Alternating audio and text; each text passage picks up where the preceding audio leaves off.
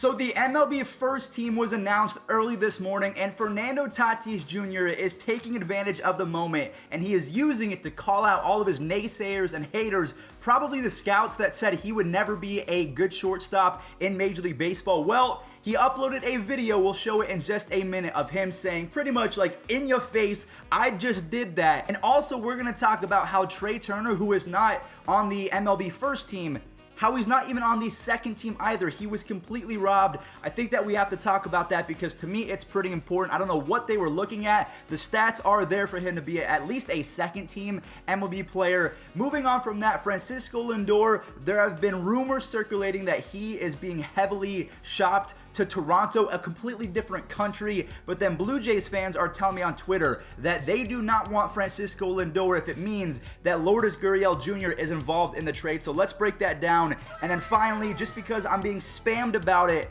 on Twitter, we will talk about how David Dahl, hashtag Dahl to Detroit, might be something that you might have to reconsider. If this is your first time on the channel, we try to do this every single day, and also I will be uploading a video with the 2020 NL Cy Young winner Trevor Bauer this weekend. It's going to be really fun, so if you have not subscribed, today might be the day to do so. But let's go ahead and deep dive into the first topic of today. The MLB first team was announced, and if we take a look, all of these players are well-deserved. For the relief pitchers, we have Liam Hendriks and Nick Anderson. Nick Anderson was a little bit shaky in the playoffs, but this is a regular season award, so that's understandable. Starting pitchers, we have Shane Bieber, my friend Trevor Bauer, Yu Darvish, Max Fried, and Jacob deGrom. Say what you want about the NL Cy Young race. It was incredibly close, but I think that Bauer was the rightful winner. For positional players, we have Salvador Perez, Freddie Freeman, DJ LeMahieu, Manny Machado, Fernando Tatis Jr. No, he can't play shortstop. He's going to be an outfielder. He's going to be a center fielder. He's going to end on the corners.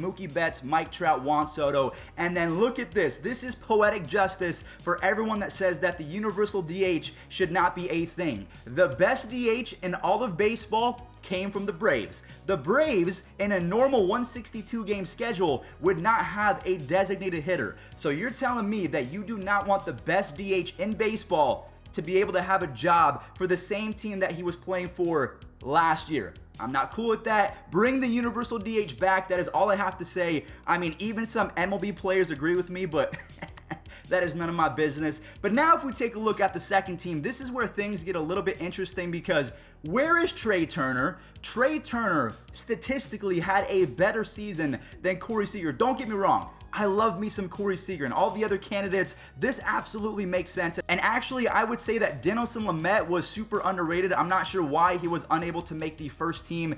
I mean, you can make arguments for Bieber, Bauer, Darvish, and deGrom, but Max Fried, I would say that Lamet probably had a better season, but that's a different story for a different day. The one argument I will make is Trey Turner was robbed. This was a heist straight out of Grand Theft Auto 5. This should have never happened. What I'm going to do, and again, I love Corey Seager. He's the World Series MVP. You better put some respect on his name because I doubted him coming into the 2020 season. I wasn't sure if he could replicate the MVP seasons that he had prior, but he shut me up real quick. Easily a top 5 shortstop. But when you take a look at the stats, Trey Turner was better in almost every facet, but it seems like home runs are the most prized possession for Major League voters. Just take a look at these stats. Trey Turner statistically was better in almost everything. And if we take a look at the advanced analytics, if we look at a defensive stat called outs above average, a lot of people have been telling me that this is better than defensive or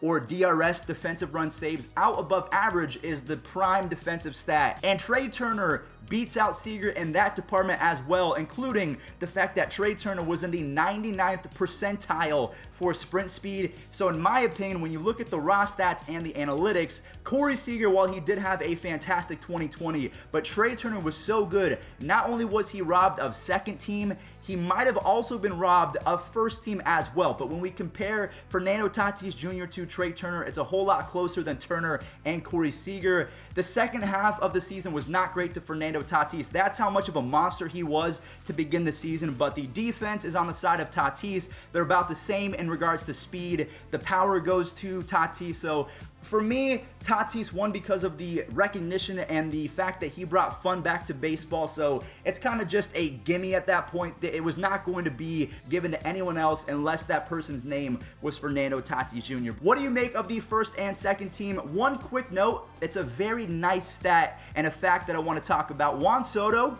he is 22 years old and he has 69 career home runs. That is very nice. But not only does he have 69 career home runs, he has 23 to left field, 23 to center field, and 23 to the pull side, to right field. He is completely equal. He is the most balanced and the most devastating hitter I have ever seen in my lifetime. I didn't really get a chance to see Barry Bonds in his prime, but for me, right now, Juan Soto is the best left-handed hitter I've ever seen. I'm calling it. He is better than Josh Hamilton in his prime. I said it. All right, so we got that spicy story out the way. We're going to go ahead and move on to the second spicy story. Francisco Lindor is being shopped. We all know that he is not going to be a member of the Indians in the 2021 season.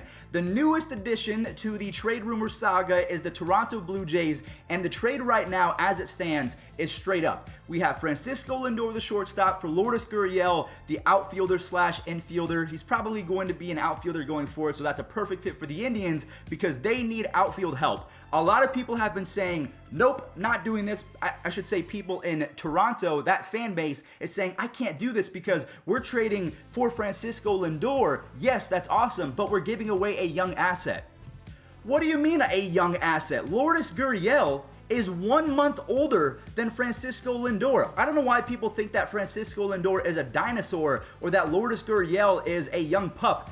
It's the fact that Lourdes Gurriel came into the league at such an older age that people think he's young. Same with his older brother, Yuli Gurriel. Did you know that the man is pushing 40 years old or something like that? He's easily mid-30s. A lot of people thought that he was younger because he played a lot in Cuba or wherever he came from. He defected at an older age. So Lourdes is not a rookie like you guys make him out to be. He is actually older than Francisco Lindor. So to me, the perfect trade would be Francisco Lindor to Toronto in exchange for Lourdes Gurriel. And I threw out Kevin Biggio, but that is not going to happen. I looked at the stats. I'm thinking top prospect Jordan Groshans. That would probably be the best fit because he can play shortstop, maybe third base in the future. However, I do not think that Francisco Lindor would re-sign with Toronto. So if you're a Blue Jays fan and you're making the argument that we shouldn't trade for Francisco Lindor because we want to keep young assets, the only thing that you should be talking about is another prospect that gets included because Jordan Groshans was drafted in 2018. He's actually young.